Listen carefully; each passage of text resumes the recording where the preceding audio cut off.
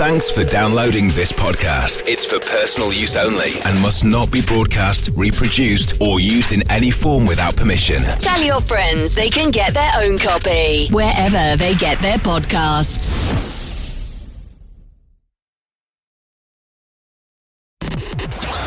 The world's longest running motorsport magazine show, Midweek Motorsport. News, features, special guests, and analysis from the experts. Formula One, sports car and endurance racing, rallying, touring cars and bikes. If it has wheels and an engine, and they keep score, it's on Midweek Motorsport.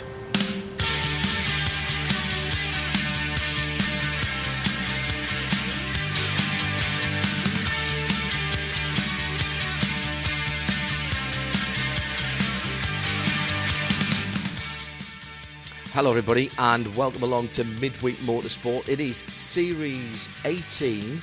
I think we're on episode 4, if memory serves. And it's just coming up to 7 o'clock in the morning here at Mount Panorama, Bathurst, New South Wales. Oh, it's good to say that. It's good to say that. It's going to be a sparkling day today. If I look over my shoulder, I can see the Licklemolly Bridge.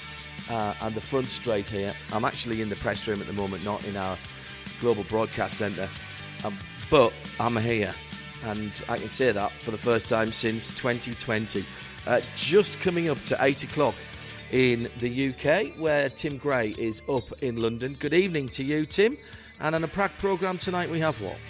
We have all the usual features. Well, I'm a little bit loud though, aren't I? Let me turn me down a little. We will have Nick Damon. We might have Shay Adam. I'm told she's still in bed.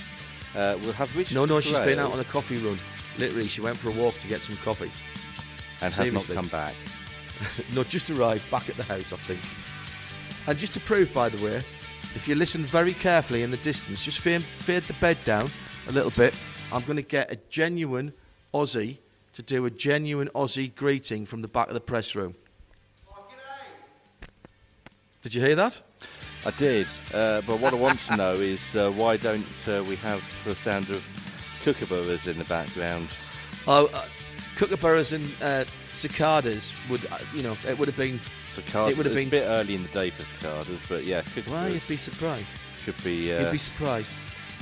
I have got some of that for you in my revisit and inside story to the National Motor Racing Museum. The brilliant Brad Owens took me round yesterday, so you'll hear that later on in the week actually. And there's some sparkling new exhibits on 2 and 4 wheels. It was all I could do to drag myself away yesterday. Anyway, sorry. On a packed programme tonight, all the usual features as you've said, which will include what, Tim? We'll have some news. We might have some news in Spanish. We don't have a big interview. We've probably got too much to squeeze in, to be fair. Yeah, well, it's going to be tight. So we shall see. Will we have some Formula One news? There is a lot of Formula One news around, yes. All right. Obviously, Crailsey is going to join us. He's going to wander down to the front of the press room. Some probably about 25 steps. He's working hard, making sure the world knows what's going on here at the Licklemolly Bathurst 12 Hours, which you'll be able to listen to from what day is it today? You see, today, this is where I'm going to struggle. So I'm in Thursday right now. So it's Thursday morning here at Bathurst at Mount Panorama. So our coverage starts tomorrow for me. So on Friday, we will have the early sessions, which aren't televised, so that's exclusive to RS1 and Radio Show Limited. And it'll be Crailsey and me and probably a bit of Shea. And we might even get a couple of special guests up in the booth as well. And then on Saturday morning, we'll have all the support races for you on RSL. And then we kick things off here at noon with the build-up to the Alan Simonson Pole Award, etc, etc. And then Sunday the whole race is live. If you're not sure what the time zones are, and I'm not, then all you have to do is go to the bottom of RadioLeMans.com, radio-show.co.uk, goes to the same place, and it's all on RS1 this weekend, Tim, is that right? That's correct. Excellent. Very excited. And the time zone is very plus 11. Yes, we are, plus 11. Plus 11. Those who know us well will be delighted to know that the first tradition has been ticked off our Let's Do the Traditions list, because we're back, which is we went to Jack Duggan's last night and had a chicken palmy, and they were huge. Under new ownership it is now. It's been through 2 different owners since we last came here, but the chicken palmy is as good as ever, and in fact I would say I think that might be one of the best we've had. I'm looking at Crailsy, he's just giving us a thumbs up. And in size as well as quality, it was immense. It was immense. Anyway, is Crailsy more of a size man or a quality man? Oh, I think size is quite important to Crailsy, but he does like a bit of quality. In fairness, he does like a bit of quality. You've got to get the balance right between that. Many other hostelries and places to eat are available in and around Bathurst, and we're going to try as many of them as we can while we're here to make up for lost time. Oh, dear me. We were on the track to town in a Hindhoff soon. Yes, absolutely. We're going to be on town to track as well later on today, so we'll have a bit of audio from that from you as well, and if time permits later on today, our time, Crailsy and I will have a wander up and down the pit lane, and you'll hear that before the first sessions of the Little Molly Bathurst 12 hours. So we've got a lot to do here, but we've also got a lot to do on Midweek Motorsport. So Tim's going to shuffle his papers and play the news jingle. All the latest motorsport news from around the world. Midweek Motorsport. And the top story, Tim, is what? We're going to start with some sports cars. We're going to start at Le Mans. Oh, excellent. And specifically in a very particular part of the pit lane that we know as Garage 56. Yes. In fairness, Garage 56 is as much it's not really a geographical position, is it? It's more a philosophy. It hasn't been the same physical garage throughout its existence, has it? Yes, no, it has not. It has moved around a bit. And we're now, in fairness, we don't know what Garage 56 is going to be this year because the invitations aren't out yet. Indeed. But we did have a very good idea of what it was going to be. And that it would be a tribute to Bill France. And yes. We did think that Jeff Gordon would be involved. However, he got a new job, and his new job prevented him from being involved. So they brought in a guy called Jimmy Johnson to replace him. Who has a bit of experience of driving the type of car or similar types of cars to which he will be attached in going to Le Mans. Well, you say that, but they're saying that this is less of a traditional NASCAR and more of a prototype. It's probably, actually, where I'm sitting here at the moment, I've asked a few people about this, and it's probably more like the outgoing supercar class, because it's a tube frame, and this is the next-gen NASCAR. We're waiting to see the full... Were the full specs revealed at Daytona? And is it a hybrid? Because there was rumours it might be a hybrid. I think it's fully electric, isn't it? No. Oh, well, I don't think so. I believe it's got a Chevrolet V8 engine, Goodyear tyres, Mike Rockenfeller, and Jimmy Johnson, and you'll talk about the other driver in a moment. Pierre Fillon was at the announcement from... the ACO president. However, pointedly, in the press conference, John Doonan said, if we get our invitation, then blah, I'm going to take Pierre out for a nice steak dinner this evening, and hopefully that'll sway. There was a little bit of theatre in that, but officially, of course, nobody's got a spot at Le Mans yet in the 60 garages that are already there because the invitation list isn't out. And everybody say, "Oh, well, all the WEC cars have." But, yes, but they haven't. The champions, until it's announced. Well, they do, and the champions of the various Asian and European Le Mans series do as well. The invitations these days really only apply to those who haven't already got a place by being a winner in one of the. Well, Shea was there, and you can have a chat ones. with Shea if you want. We'll try and have a chat with Shea a little later on. Okay. So you've mentioned Mike Rockenfeller, a man who knows what it's like to win Le Mans. Will be joining Jimmy Johnson, a man who very much wants to win Le Mans but hasn't in the past. And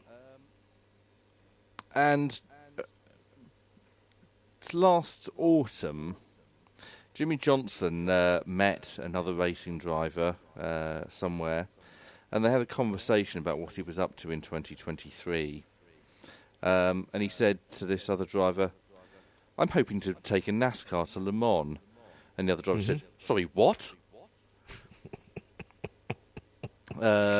And then he realised that Mike Rockenfeller was involved, who is someone else that he knows, and they went to Sebring together and started doing some testing. And that's how Jenson Button got to be the third driver in this car. Jenson has shown a penchant for driving all kinds of weird and wonderful things. Obviously, the family has history in rallycross, and he's done a bit of that. He's done a bit of GT driving. He's got an off-road team with the Extreme E, and he's had a go in that as well. So it surprises me not at all. He's been to Daytona, of course, and had Joe Bradley ask him if he's used to being woken up in the middle of the night and asked to perform, to which his answer was standard operational practice in his house, which was an outstanding answer. Alonso didn't quite get the nuance of that in English, and gave a more sensible answer to Joe's question. Joe asked it of both. This is them, why I we think, need in Sebastian 2 separate ways. Vettel to come to Le Mans, isn't it? It would be great. It really would. It surprised me not at all that JB is there. He's exactly the right sort of person who will enjoy it. Remember, this is a car that, strictly speaking,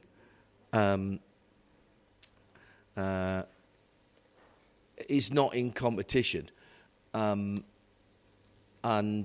therefore there are no competitive targets to hit. It's running apparently at about a current GT3 car pace as it stands at the moment, and that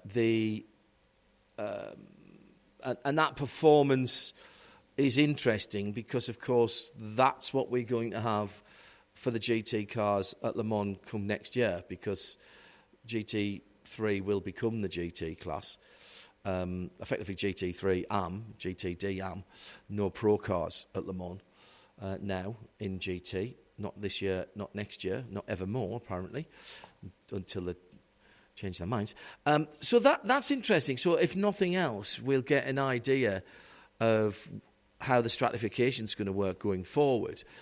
It's not important for them to quote-unquote win a class because they're not in a class.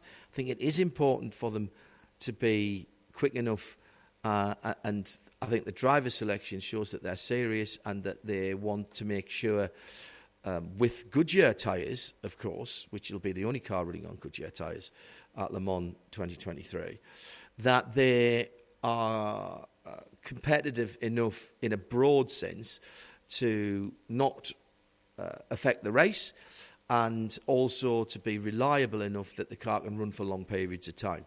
Now, if it ran for the whole 24 hours, I think they would be delighted. If it ran competitively for the whole 24 hours, I think they would be ecstatic. If they can get longish runs, i.e. several hours at a time, even if they have to stop and fix things and then get it back out again, and if the car gets over the line on its own internal combustion engine and hybrid power at the end of the race on Sunday, I think that will be job done. And effectively, John Doonan is team managing that. The president of IMSA, Hendrick Motorsport, running the car on behalf of General Motors and Chevrolet. It is a Camaro shape, and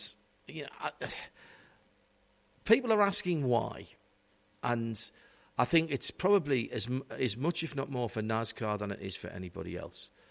And they are very intent at the moment of increasing their international reach for NASCAR. And this is part of that. And I think it'll be loud, it'll be Larry, it's going to be very quick down the straights. Very, very quick down the straights. Mike Rockenfeller's been doing a lot of work on getting it to go around corners, and there's been a major revision of that car since it first rolled out, all down to what Rocky's been doing and the feedback he's getting.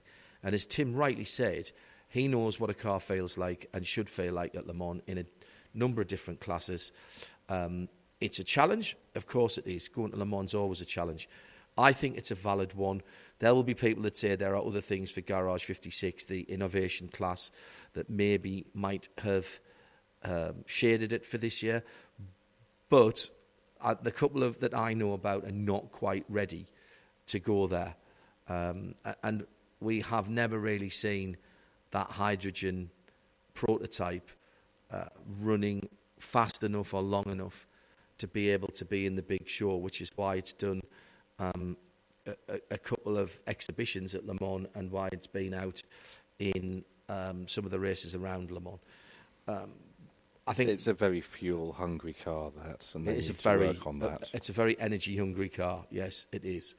So I think there's work to do on that. And it was back in the 1970s when the NASCARs came across, and they did it a couple of years. So there's a precedent for it. And in this age of hands across the ocean and convergence, I think it's as valid as anything else. And look, it's brought Jimmy Johnson and Jenson Button to Le Mans. No disrespect at all to Mike Rockenfeller, but that's where the press releases are going to be aimed at. And good on everybody for getting it to work. Let's move on to some other news. We'll do some more sports cars later on, but we'll do some other news. And time to say good evening to Nick Damon. Good evening, Tim. Good evening, John. Good evening, everybody. I have a very important question for Nick before we start. Go for it. Did you burn your head on the drive to Miami? No. I still have a reasonable... Well, I haven't got a full head of hair. I've got a reasonable amount of hair. And a hat. By the way, he didn't have a hat. So, John, I have still got a bit of nut brittle in my mouth, but I will try to talk through it. Oh, are you still eating the peanut brittle, are you? It's about 5 kilos. It is outstanding. Well, while we think about that, let's do a different story. And what do the following have in common, John? Mm-hmm. Matthias Ekstrom. Yeah. Didier Auriol. Mm-hmm. Sebastian Loeb. Mm-hmm. That's it. Any more? They're the 4. Well, Ekstrom's done some rallying, and obviously Auriol and Sebastian Loeb are both best known for rallying. But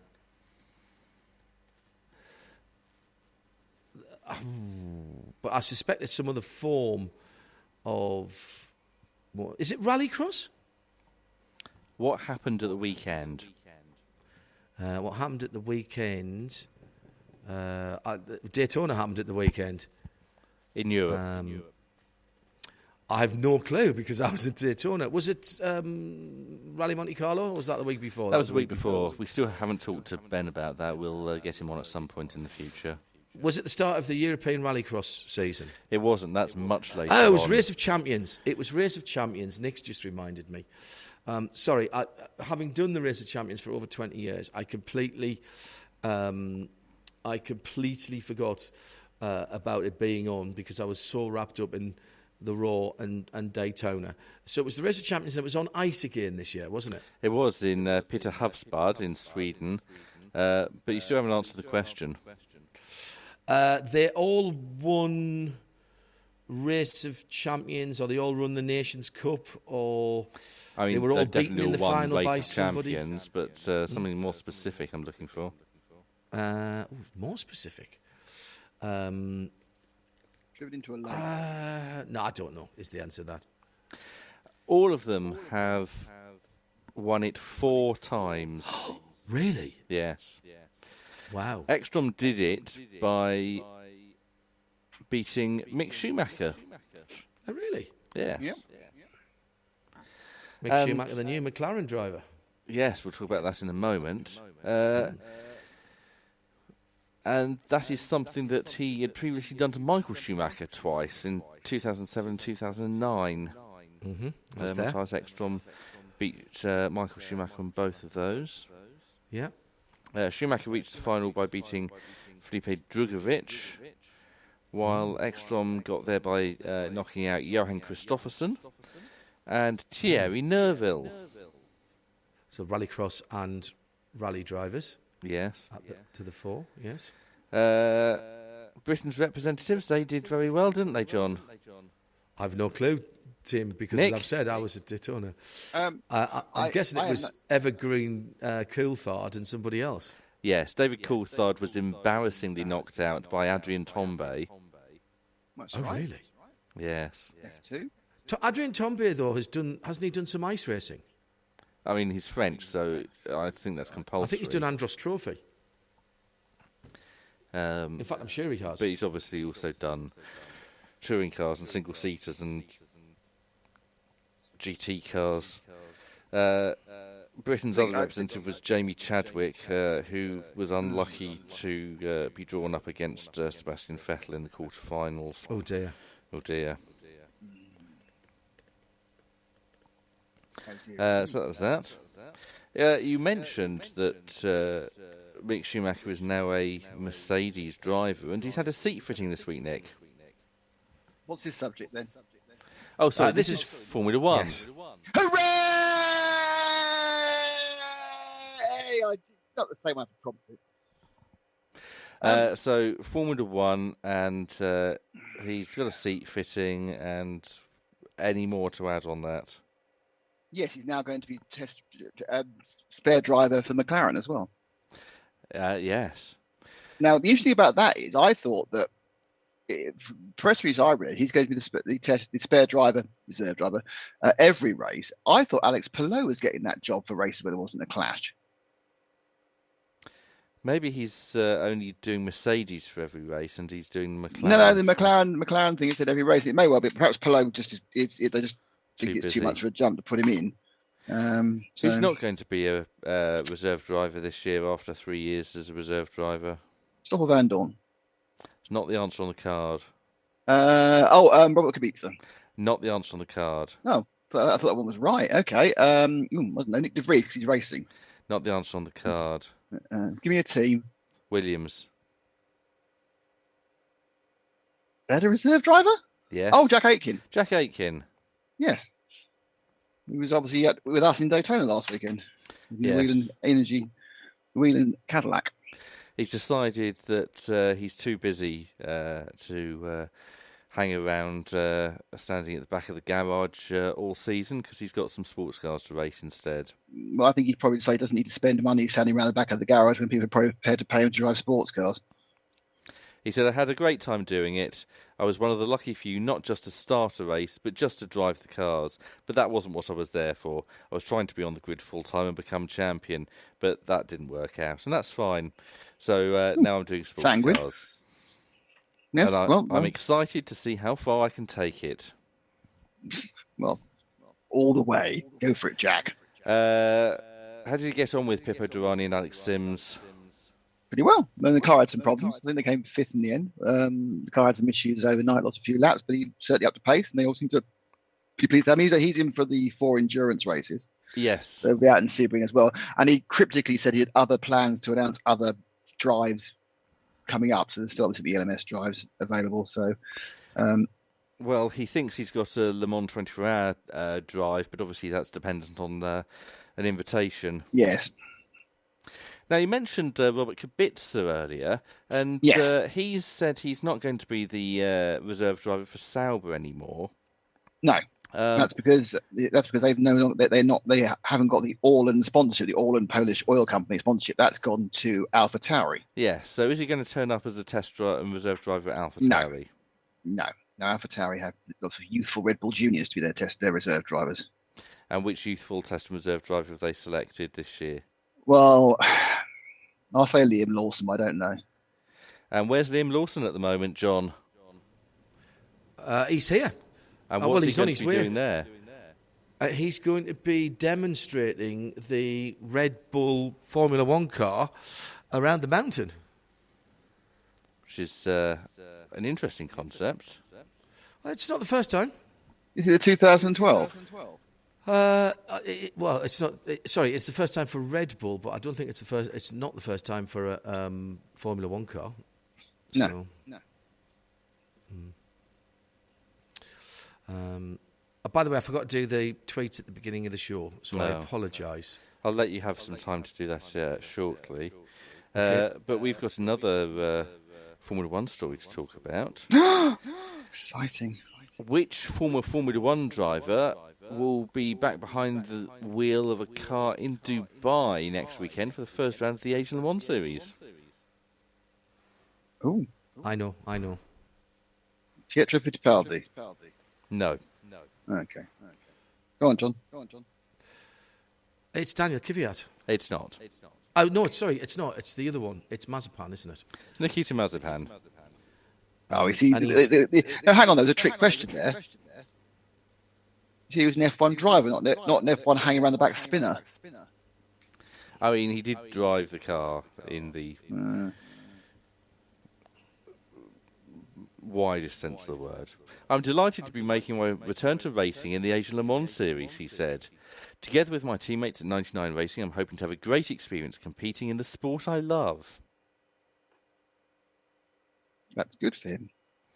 The team sporting director said, we're happy to confirm we'll be entering all of the Asian Le Mans Series. It's a great championship for us to launch into sports car racing, which is going through a resurgence. With 48 entries, it's a highly competitive field. Yes. But obviously he still has to race under the whole neutral thing, and he has to denounce the whole concept of the invasion, doesn't he, to get in on a FIA grid. And who is his teammates? No, he doesn't have to do that because it's not a world championship. His teammate was meant to be Ben Barnicat, but Ben's found other. Yeah, that was interesting, wasn't it? Having been announced and having said he was very excited to go with 99, which by the way, is an extension of a wholly owned subsidiary of the team that Nikita Mazepin's dad used to own and then handed it off to Oligarch. Ben's managed to find a library book he has to take back, or an oboe lesson he's got to go to instead. Actually, in all seriousness, he's found some testing commitments that he'd oddly forgotten about when he was tweeting about how happy he was to go and do it. I think the testing commitments came about once the person who's paying him for the vast majority of the season said they didn't want him in a different car. I think they said they didn't want him in a different car, in a car with Nikita Mazepin, who is poison. Who is definitely going to be in the car alongside Nikita Mazepin as we go to press? I don't know. That's Felix Portero. Who is a F2 driver? He did get that far. He's rated bronze in the FIA classification, so that's something that you need in the Asian Le Mans Series, isn't it, John? Yes, correct. And finally, for now, who is struggling to stay under budget this year? Everybody. Probably Red Bull, because Red Bull is the one I've got written down, or they're the one that's saying it at least. Well, don't spend so much money on chicken fingers, then. That's obviously your issue, isn't it? It's all about the catering, Red Bull. John, some tweets. Let me have a quick look. Quite a few people had already commented on the Ben Barnicott announcement, following an early announcement regarding my participation on the upcoming Asian Le Mans Series. A clash with my other contractual racing and testing means that I'll no longer be taking part, is what he said. Also had a few people having a bit of a at Daniel Kvyat and Mirko Bortolotti being announced for Prema in the FIA WEC. Now, that is a world championship. So that could be a problem for the sort of things. The story we'll talk about a little later on. Oh, sorry. The Colonel, AFA's tonight, catching up on the early shift at Gatwick tomorrow.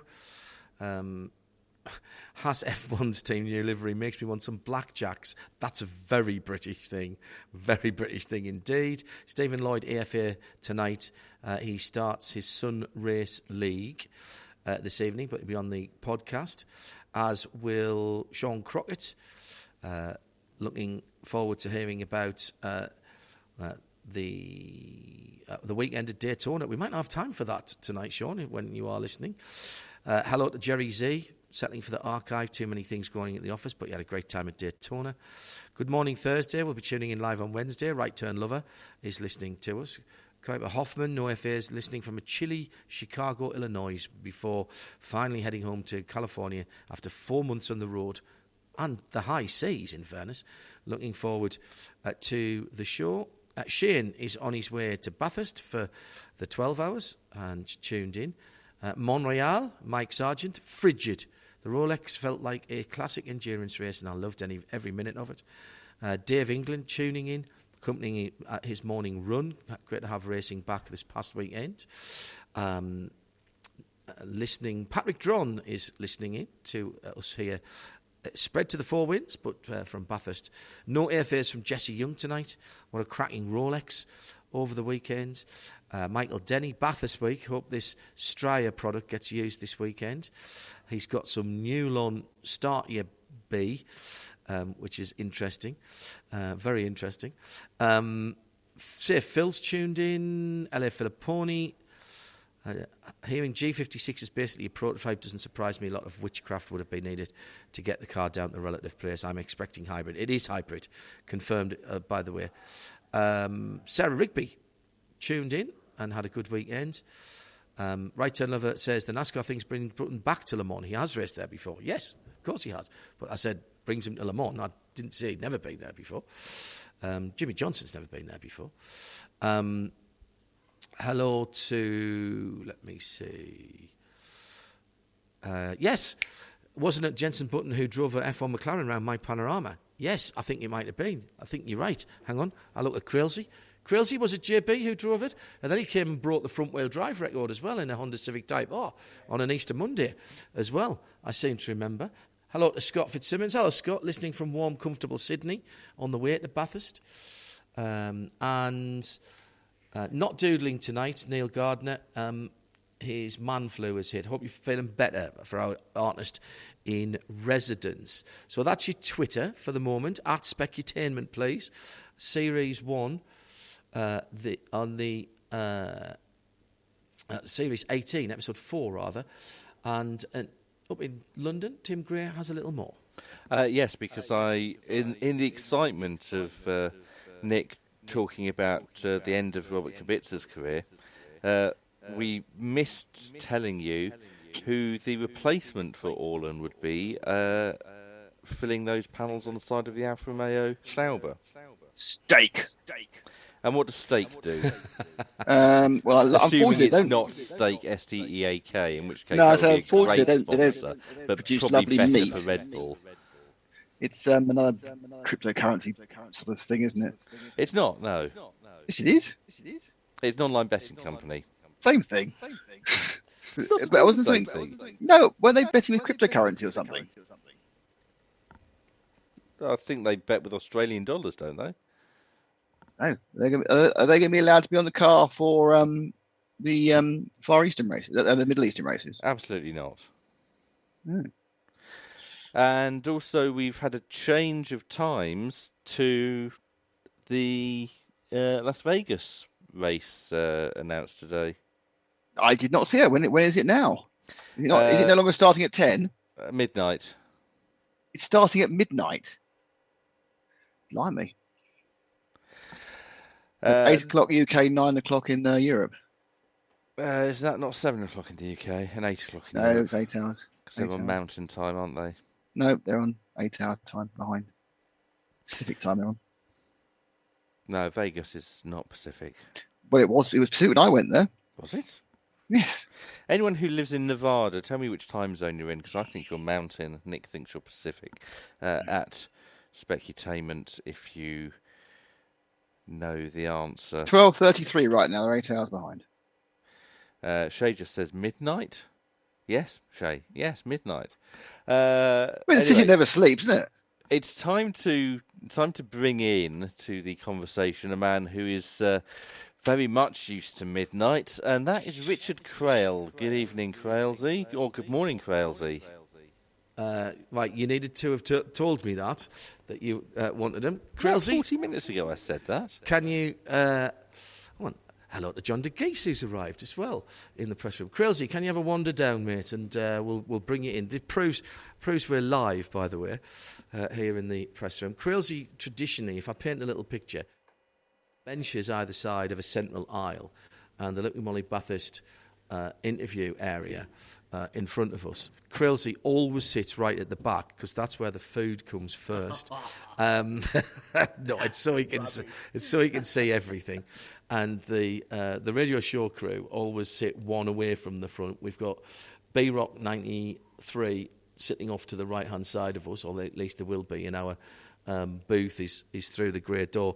Hello, Crailsy. Hi, mate. G'day. The reason I sit at the back, right, just so there's no misinterpretation here, my friend, is that in my spare time I also manage the media for the event. So by sitting at the very back of the media room, I can just oversee and make sure everyone's behaving themselves and the journalists are doing their things and not taking too many of the beverages out of the fridge and things like that. I'm pleased to be back. I hadn't noticed at all that you were pleased to be. I thought you were going to say you hadn't noticed I'd been away, which I was going to take. Too. I thought he was going to say you hadn't noticed you'd come back. Well, no, he's definitely noticed we've come back because we've just been trying to catch up on 2 years' worth of gossip and cricket stories. And we've got the Big Bash is running a bit later this year, so we've got the Big Bash Grand Final on Saturday night. Oh, they've just ruined the Big Bash, haven't they? Just going on far too long now. Yes, we were saying that, Tim. We absolutely agree that is going on a bit too long. And all the good players from South Africa. Yes, correct, because everybody's starting other stuff now. So anyway, we've been doing a lot of catch up, so he knows we're here. Last year, so 2021, no event. 2022, there was an event much later in the year, which completely changed the complexion of the event and proved that it could happen. And I think it was really important that it happened. There were some changes to the regulations. It became a pro-am event, but it happened, and therefore got it back on people's radar. First of all, how important was that before we get to talking about this year? Yeah, it was hugely important. It became something of a personal mission for those of us that were putting it together last year, and I say those of us played an incredibly small role in it, but the team at Supercars Events behind the scenes, it was important the event didn't disappear for more than 1 year. But being an annual event, you can get away with moving a supercar round because there's 12 or 13 of them a year.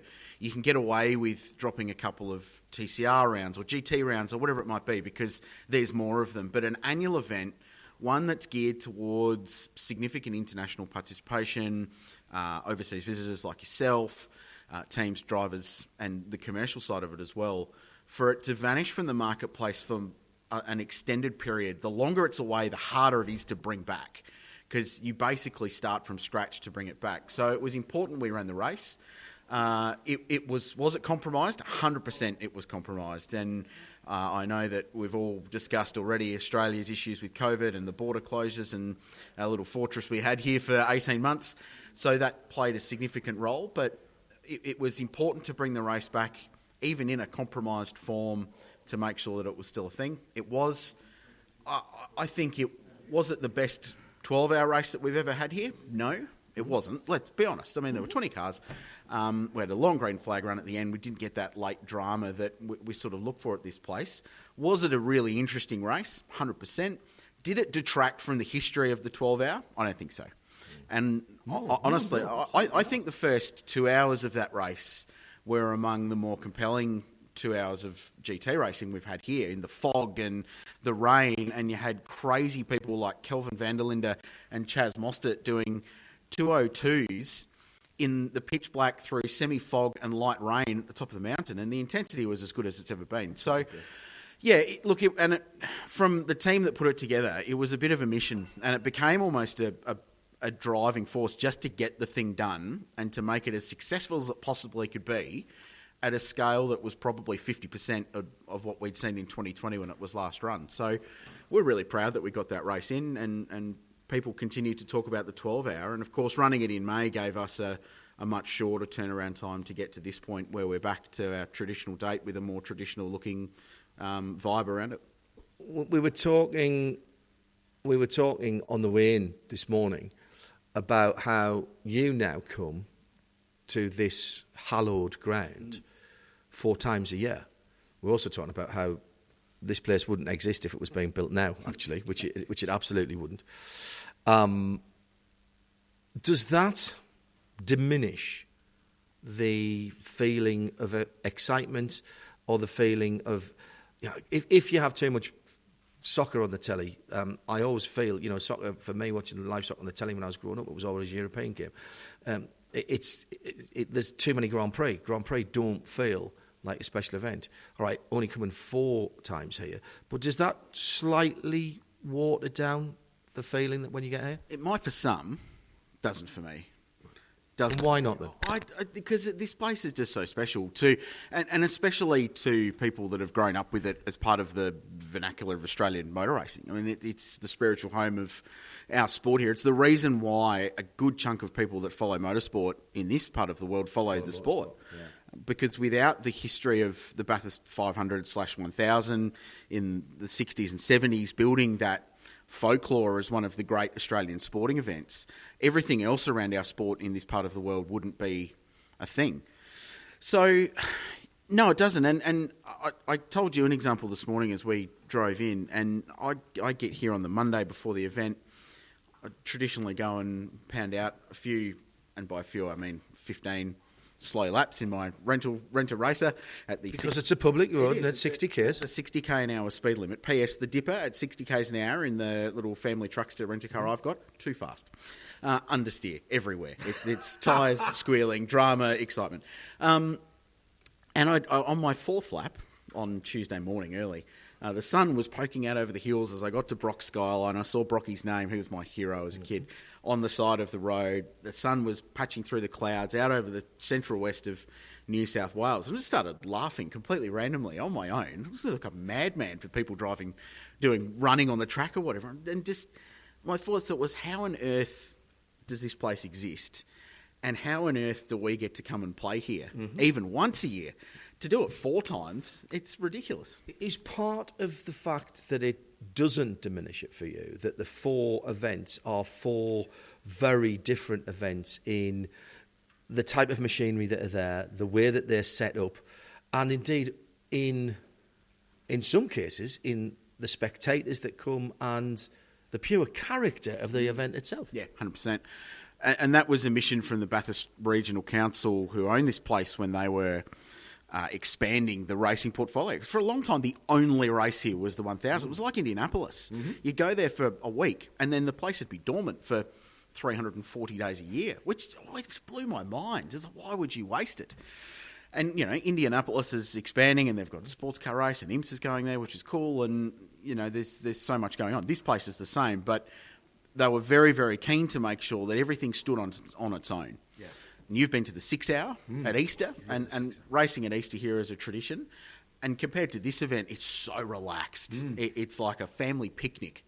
It's fantastic. And reminds me a lot, actually, of the Creventic style of racing. Yeah. You still get some big names.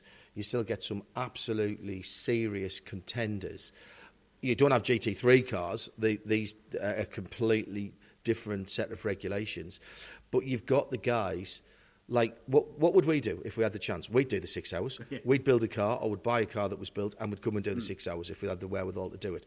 And that reminds me very much of the Creventic majority of the paddock ticking off a bucket list thing. And I love the 6 hours for that. Yeah, I mean, there's a team of 3 Suzuki Swift, so 1.4 litre little hot hatches that you can buy in a showroom for 20 grand, and just... They run around in their own little class right at the back of the field. They're 50 seconds a lap slower than the outright cars, but they have the best time of their lives, and they probably enjoy it more than the people that win it. That event's on its own. The 1,000 speaks for itself. Yep. You know, last year they had 204,000 people here over 4 days, 9,000 campsites, and all of them got washed away, but no one cared because they were all pickled from Tuesday. And then the new event, which is the Bathurst International later in the year, and this year that will be a round of the Global Touring Car TCR World Tour, which is cool. And that then has some history here because, Touring Car Championship came here in 87, so there's a history of global touring cars coming here as well. So that'll stand on its own. So yeah, they've all got their own IP.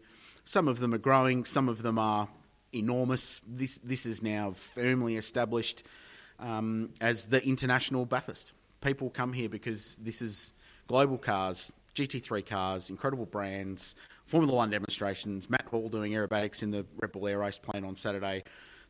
We only just announced that, by the way. My eyebrow. That is actually breaking news. Crazy saw my eyebrows go up because I thought, I haven't seen that. How did I miss that?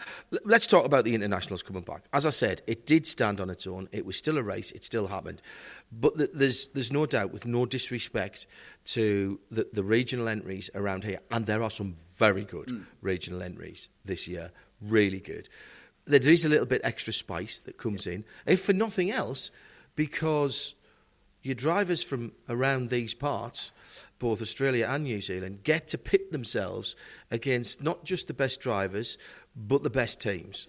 You and I were here, so 2014, your second 12-hour. You came here in 2013 and left with your eyes hanging out of your head because it was... Thinking, why have I never been here before? Exactly right.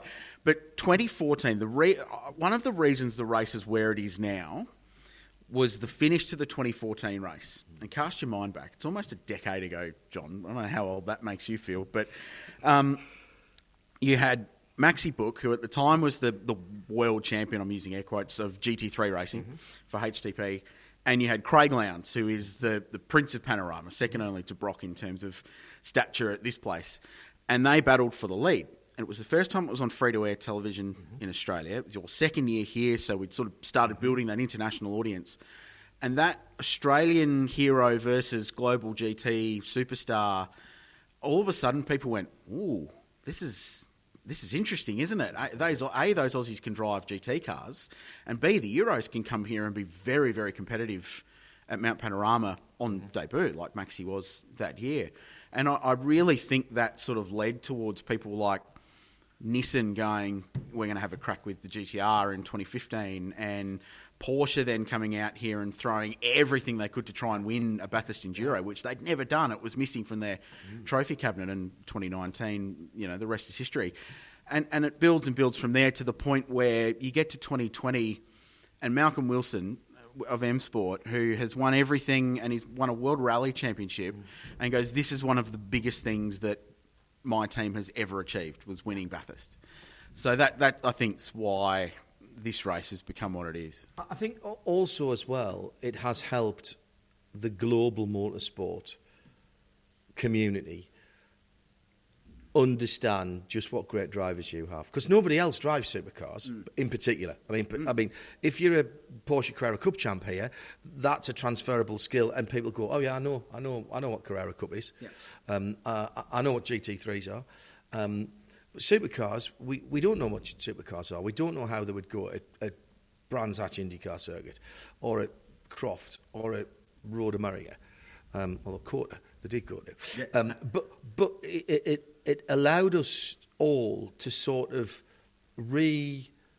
rank people and go, oh yeah, right, okay. And I think it also helped people like Chazzy Mostert and move out of this area and go and do the Spa 24, the Nürburgring and all that. Now that's all back again this year because we have that battle of the worlds, if you will, and it's clearly grabbed people's attention that it's back on its normal date because out there, sorry, that's rubbish, isn't it? I'm pointing on radio. Out to our left, the back of the paddock and already up the mountain is 2/3 full of campers. Yeah. So on the Australia v the world thing, so 2 points. One, in last year's race, it was really interesting, those first 2 hours I touched on earlier. And it was Chaz Mostert and Kelvin van der Linde at the front going head-to-head, and Nick Percat was in there and a couple of others, Davey Reynolds, who's never backwards and coming forwards about how sketchy that was. No. But the interesting thing for mine was that the international drivers were looking at the supercar guys going, you've got the experience, the knowledge, you know how this place works. The supercar guys were looking at the Euros going, well, these are the conditions and the cars that you're used to. And it was fascinating. They came back. All the supercar guys were like, that was the sketchiest thing I've ever done in a racing car. And that's a quote with some less profanity from David Reynolds. Yeah. Van der Linde was like, yeah, we do that at the Nürburgring every other year. Yeah. So it was interesting to see that. Yeah. So it was interesting to see that sort of mesh between the two. But ultimately, they ended up doing the same lap time. You mentioned the fact that supercars are such a unique category and you can't drive one anywhere else. And that's a valid point. So that's why this race we love, because with a purely parochial cap on, we like showing how good our drivers are. Yes. And we don't get opportunity to do that so often, because if you're a supercar driver, 90% of the time, you're a full-time professional. That's your job. You're paid good money to do that. So you don't often get time to go and do extracurricular activities. And it's only been recently that the likes of Shane van Gisbergen have been going off and doing other things. But this is the race where they can show that, and it's the Lowndes book example I cited before. Yeah, absolutely. It is a round of the international, the Intercontinental GT Championship. Interestingly, this year, and particularly interesting given what they've sent here, Audi haven't entered that this year. Porsche have, BMW have, but there's no Audi for the first time in its history. I think that says probably more about where Audi are in their sports cars at the moment, sports car mindset. They've still got a very healthy customer motorsport, customer racing side of things. Chris Renke, talking to us at Dubai, was keen to point that out. Of course he was. That's what he does. But even though they're not in the championship for points, they've quote Chuck Dressing, they're throwing overhand here. They've sent down an all-star team to maybe some ways to make a point. Yeah, I think so. And this race is really important to Audi Australia. It's really interesting that you get the local arms of the manufacturers are so engaged, even if the international ones aren't perhaps quite so much. And your point on Audi stands true. And they've just bought a stake in Sauber in advance of their Formula One debut in 26. But yeah, Audi love this race. They've won it more times than any other brand in the GT3 history of it. It's a big part of their local marketing. They bring customers here. They're sending a dozen PR people, videographers, photographers and PRs to help cover the race. Their international customer racing PRs coming down. A lot of it, John, is down to the team that Troy Russell at Melbourne Performance Centre, Audi Sport Racing Australia, has built. And he's got a customer base of 10 or 11 R8 customers that run in GT World Challenge Australia here, or club and state level racing or drive days. So that's why domestically Audi has been the strongest brand. Merc AMG catching very, very quickly. Yeah. And they've got a huge input in the race, and there's 10 AMGs in this one. But yeah, it's important to Audi. I'm really, there was, in total honesty, there was some concern that there wouldn't be a pro car. And it was really important that they had a pro car for the race.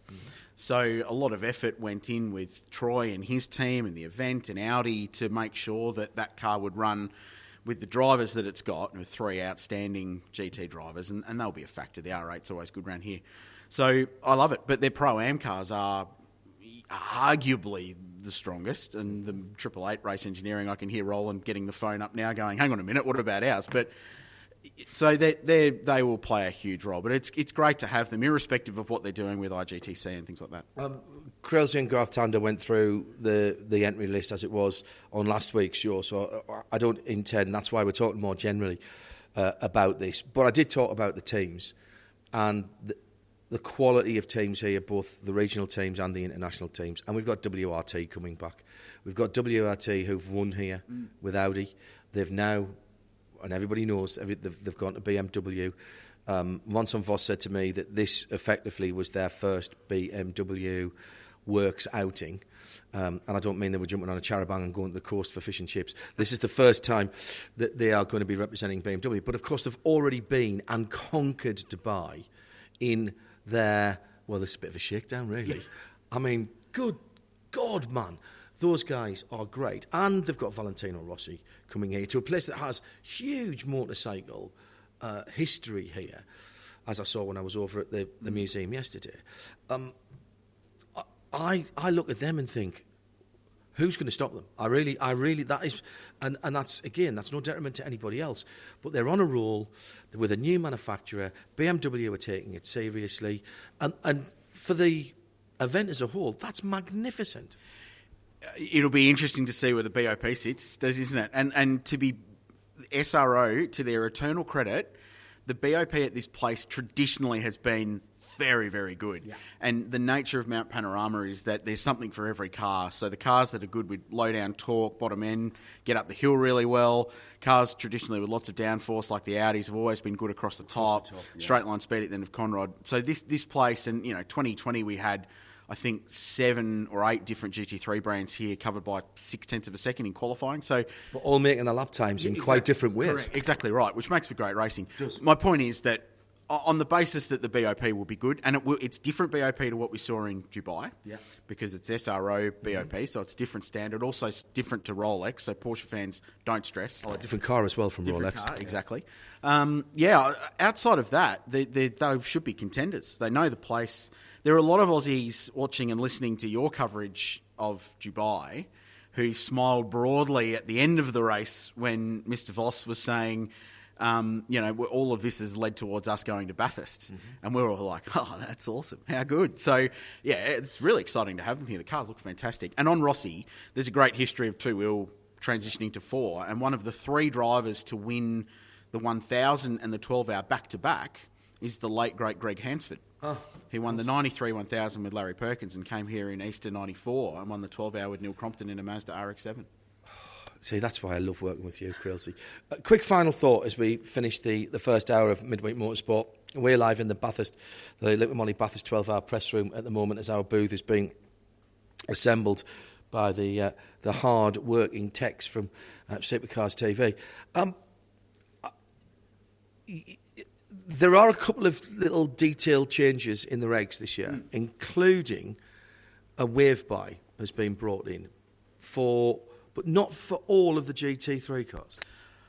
It is. All right, okay. If you go a lap down between the start of hour 3, so after 2 hours of racing and before the final hour, right. The process, I'll keep it simple, and we'll elaborate on this when we're on air tomorrow, but if you're 1 lap down, 2 laps down, 3 laps down, the lap the safety car comes in, you'll be waved past to get your lap back or a lap back. Yep.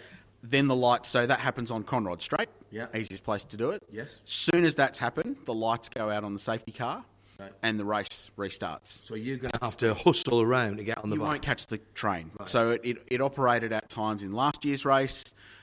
We found that basically by the time that the pack got to the control line under the bridge on Pitt Straight, the cars that had been unlapped were at turn 2 at Griffin's Bend at the end of Mountain Straight. So you don't get a full lap back. It's not like you regain the train and you get 2 minutes gifted to you. Mm-hmm. There's still a chance that you could be caught by the leaders and re-lapped. So it's not to use an Aussie term, it's not a massive free kick, but it is a lap back. And look, it was brought in last year because we went Pro-Am, and it was all about gearing it to make sure that the Pro-Am competitors were managed that year, and look, it worked. We make sure the race. I'm a purist.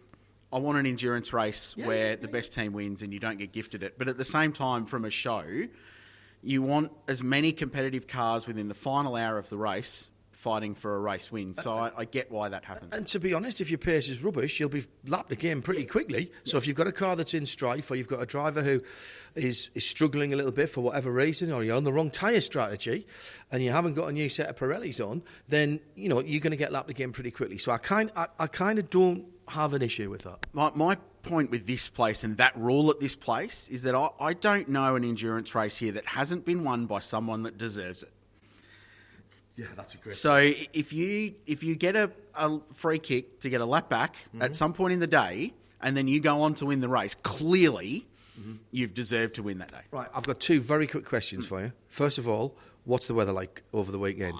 Magnificent. It is the weather forecast you would have scripted. Perfect. Low to mid-20s C all day for all 3 days. Bit cooler on Saturday for qualifying, 23, 24 degrees. So by the time we roll into the shootout, high teens, 19, bit of sunlight. So ambient cool, Right, track warm. So there's my next question. Are we going to see lap record pace this year? Well, we've got the new DHF Pirelli control tyre for the first time, which is, by all accounts, a quicker tyre than what we've run in the past, more durable, a little bit more heat sensitive, apparently. So, yeah, I spoke to Simon Paul from Pirelli about that early in the week, and he said, yeah, we should go quicker with the weather being what it is.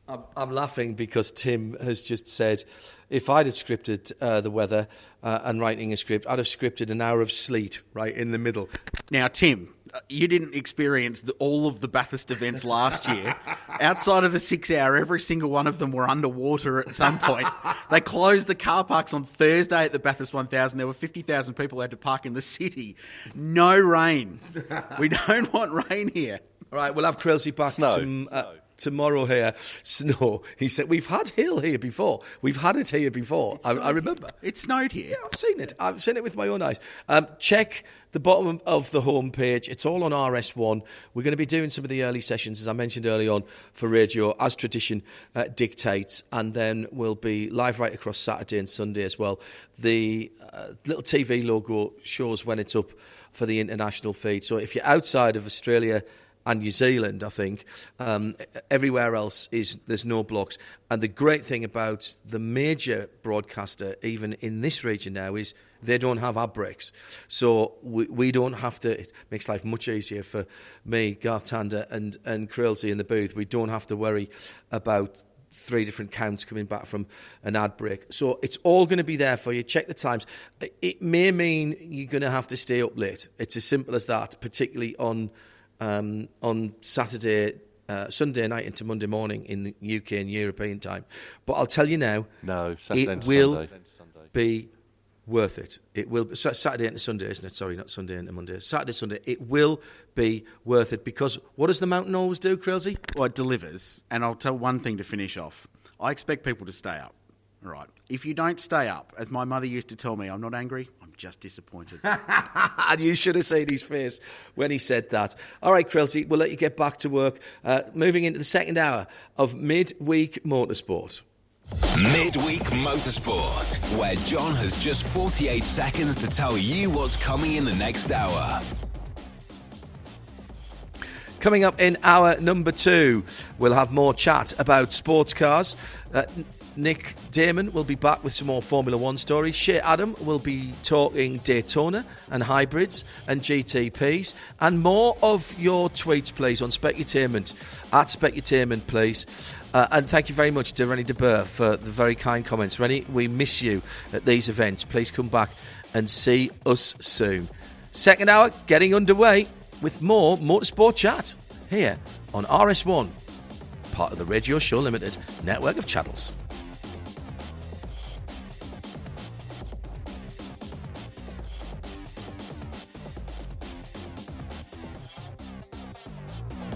Midweek Motorsport on RadioLeMans.com. And Nick Damon is still with us. Oh!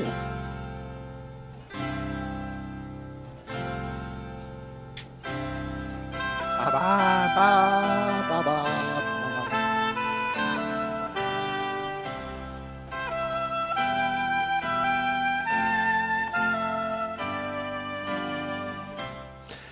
Do you remember Monty Python's Black Knight sketch, Nick? Yes. Yes. Very well. What's the premise of that?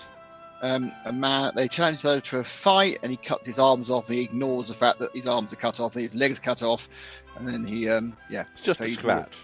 Yeah, it is just a scratch, exactly, yes. Yes. Trying to avoid being a middle-aged man doing Monty Python, which is never funny. This is about Lewis McKechnie, or maybe Louis McKechnie, who Right. says he felt completely safe while sitting on the Wellington Straight as a Formula One race was taking place. Right, okay. Yes. I can't remember, were they Just Stop Oil or one of the others? They were, yes. Yes, because that's... Apparently, their protest was really safe, and they studied the rule book and videos of previous races to make sure it was as safe as possible. It's like doing a risk assessment, isn't it? Well, exactly. Yeah. Whenever I'm thinking of having a bit of a sit down on a Sunday afternoon, I would choose a nice stretch of tarmac where you're going to be have cars coming about 180 miles an hour towards you quite quickly. A brilliant idea. They started planning 2.5 months before. He told jurors with a Zoom call and then some in-person meetings, and then he did a recce at Silverstone and spent a day there. He then read the Formula One rulebook and watched every single race that's been held at Silverstone over the last 20 years. Well, it's mostly his time. Some of the ones, but a little bit further than that, because they didn't need other Wellington Straight than some of those earlier ones. Indeed. But he said he chose Wellington Straight because that part of the track had a much lower proportion of crashes than other parts of the track. Well, he was right, of course, because the reason nothing happened, the reason they didn't actually get on telly is because of the massive crash at the first corner. So the cars didn't actually get to the Wellington Straight at full speed. Yes. He said, under cross-examination, I concede that it might have looked dangerous to someone who doesn't know about this stuff in great detail. Well, there we are. So he's delusional. The trial continues at Northampton Crown Court. Yeah. I need to bring John back in for the next bit. John, because you need to tell us your memories of the 1982 European Rally Championship. Ooh, 1982 European Rally Championship. So what regs would they have been running under in those days? I was doing quite a bit in rallying in those days, so I presume they would have been running Group B cars in those days. If I suggest that the first round was won by Stig Blomqvist in an Audi Quattro. Oh yeah, there we go. And then the fourth round was won by Jean-Luc Terrier in a Renault 5 Turbo. Oh, really? And the sixth round, which was the Bulgarian rally, was won by Andrea Zanussi in a in a Lancia Stratos. Very, very funny. I think that was about when Carlos Sainz started, senior. He would have been in the World Rally Championship that season, I think. Yeah, probably. I'm not sure I went to any. I did obviously I would have done the World Rally Championship in that year when it came to the UK. I've just looked it up. Peugeot were running a 506 V6 in one category and a 104 ZS in another. You could not have got any different. It was the Chevette 2300 HSR. Stig Blomqvist. Guy Frekwelan was running a Sunbeam Lotus. Well, I would have watched just for that, to be honest. Audi won, Opel was second, and Nissan were third, some distance back. The Opel Walter Röhrl won the championship. Walter Röhrl won the World Rally Championship that year. Opel Ascona, driven by Jimmy McRae, was one of the cars that was battling for the European Rally Championship, and he won. No, he didn't. He finished on the podium 7 times in the 8 rounds of the championship with 4 wins, but he didn't win the title. No, he finished runner-up in the 1982 ARC in the 400. That was when because it was. It wasn't controversial that he was in that, but it was unusual for him to be doing the European as well. So now I know what the story is. I've just realised there is a third generation McRae who's going to go and do the Junior European Rally Championship, isn't there? 41 years after his grandfather, 18-year-old Max McRae, who is the son of Alistair McRae, will be trying to win the title that his granddad could not. Mm. And who's he driving for? Hello? Hello. Sorry, who's he driving for, Tim? I don't know. Okay. There's a picture of a car which is small, but I can't see very much of it because it's mostly him. It's a white car. Is it a Toyota? Is it a Yaris? They do a Junior World Rally car for Yaris. Collective wisdom needed here. Sorry, I'm trying to do too much with the two computers. Moving on. I'll tell you what it isn't. It's not an Opel Ascona. No, I'm sure it's not an Opel Ascona 400. Everybody wanted them for our local club road rally championship. Yeah, I bet they did. And some of them got them. He said, talking to Gramps, it's amazing how much he achieved in the sport. Going to Greece and winning rallies like the Halkidiki is amazing. He wanted to win the title back then, and that's what I want to do this year. The ERC win offers an amazing springboard for careers of young drivers. So there we go. A bit of rallying for you. Ever since he was a small boy. Well, we do have some ever since I was a small boy news, and I wasn't going to do it, but you want me to do it, don't you? No, it's all right. Okay. Carry on. Let's do a bit more sports car news then. What would you like to do? We talked about Daniel Kvyat briefly earlier, and he is going to be back in the FIA World Endurance Championship this year. Possibly. No, he's definitely going to be in the World Endurance Championship. What he might not be in, depending on invitations, is Le Mans. Still possibly, I think. This is the Premier team, isn't it? Which is Iron Dames and Iron Lynx as well. I'm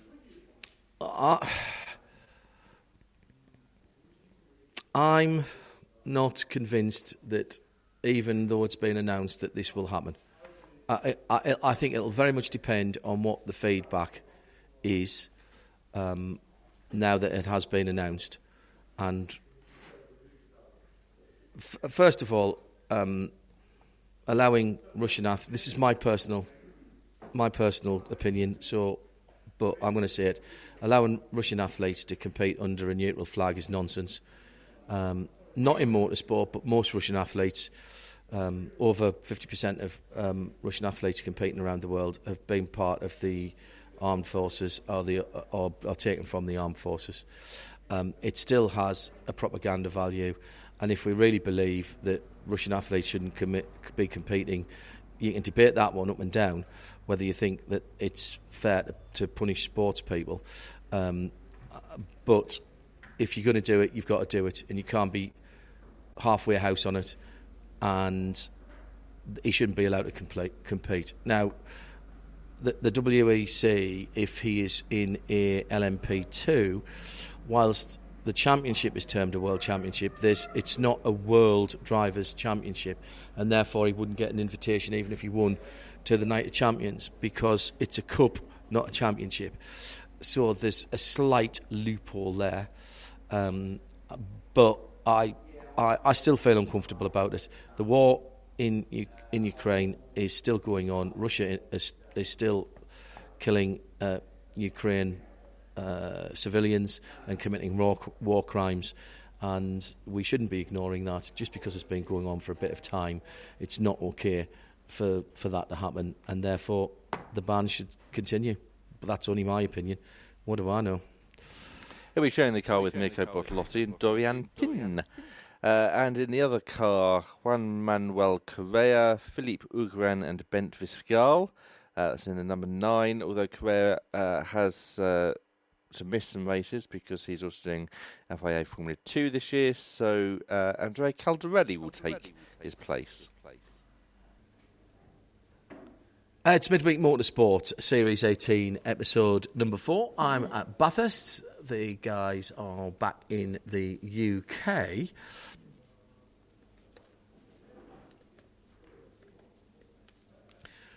Tim, where would you like to go next? Do you have some more sports car news? Would you like some more sports car news? I'm sure I can probably find some, if you wish. Okay. Very easy to go. Sorry, I thought I'd actually lost connection there for a moment because everything went really quiet. The manufacturers, as we mentioned, Audi absent from IGTC. I forgot Mercedes-AMG in there, of course, as you mentioned well. Porsche? Yes, I said Porsche and BMW. I forgot Mercedes. So apologies for that. Did you also mention who's going to be subbing for Lucas Auer at Bathurst? Because obviously he's not able to race anymore. Yeah, I can.